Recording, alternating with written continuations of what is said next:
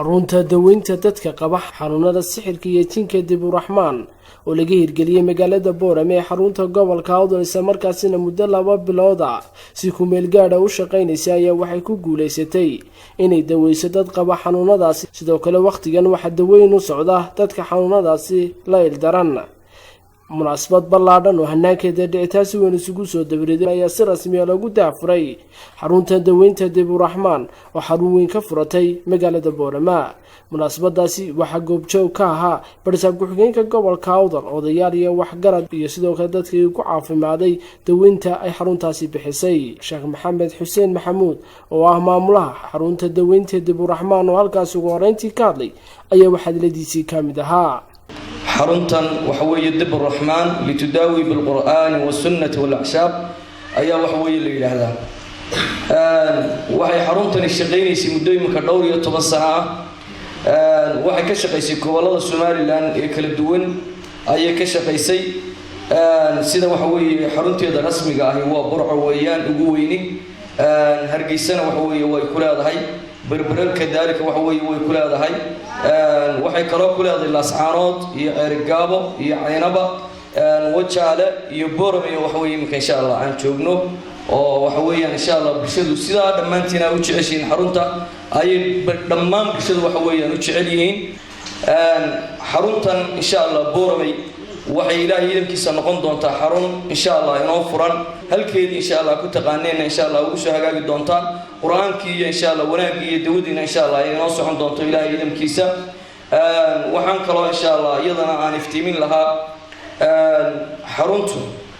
waxay wax ku daweysaa oo saldhig u ah waa ilaahay subxaanahu wa ta'ala kitaabkiisa weeyaan kitaabka ilaahay wuxuu u baahan yahay qofku markuu isku daweynayo inuu kalsooni dhammaystiran horta la yimaado oo quraanka isagoo aaminsan inuu ku caafimaadayo oo waxa weeye yimaado markaa ku caafimaadayo laakiin qofka hadduu sheego bal halkana soo eeg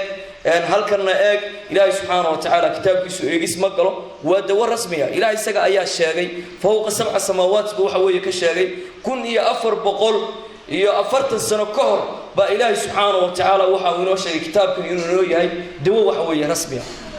odayaal iyo waxgarad uu ka soo qayb galay munaasabadaasi ayaa waxa ay soo dhaweeyeen samarkaasina ka mahad celiyeen furitaanka xarunta dibbu raxmaan uqaashura waa inta badan rayidkay matalaan bulshaday matalaan waxaan leenahay caaqil ahaan gacmo fura ku soo dhow sheekh jaamac waxaan leenahay buuro markaa daweyso lugahaya sayla xariiran intaana gaaraad karaysa doonta waad soo mari doontaa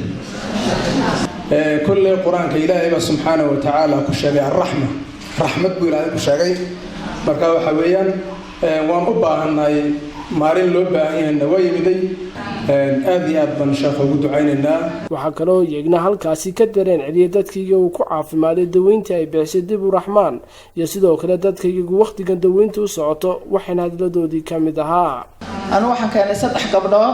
بإذن الله وحنا إلهي كرتشينا يا إلهي إنه كعافية عافمات سريعة يا نكالله وأنا صور دويننا إنه نجتهي waxaan ka imanay magaalada Djibouti gaar ahaan balbala xanuunkii waan ka bogsaday quraanka kariimka ah waan ku bogsaday Cabdiraxmaan Xaaji Nuur Sugaal barsaab ku-xigeenka gobolka Awdal oo halkaas ugu dambeyntii ka hadlay ayaa waxadladiisii ka mid ahaa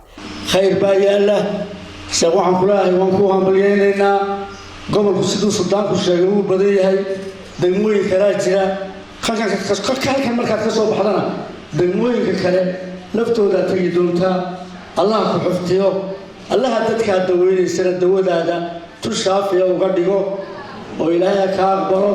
waan kugu hambalyeynaa xarunta daweynta dibbu raxmaan dadka qaba xanuunada sixirka iyo jinka ayaa xarumo kala duwan ku leh guud ahaan Somaliland waxayna ku guuleysteen samarkaasina ay dabiibeen dad badan oo iyagu markaasi xanuunadaasi la ildarnaa maxamed xasan ismaaciil bere telefishinka Ariel magaalada boorama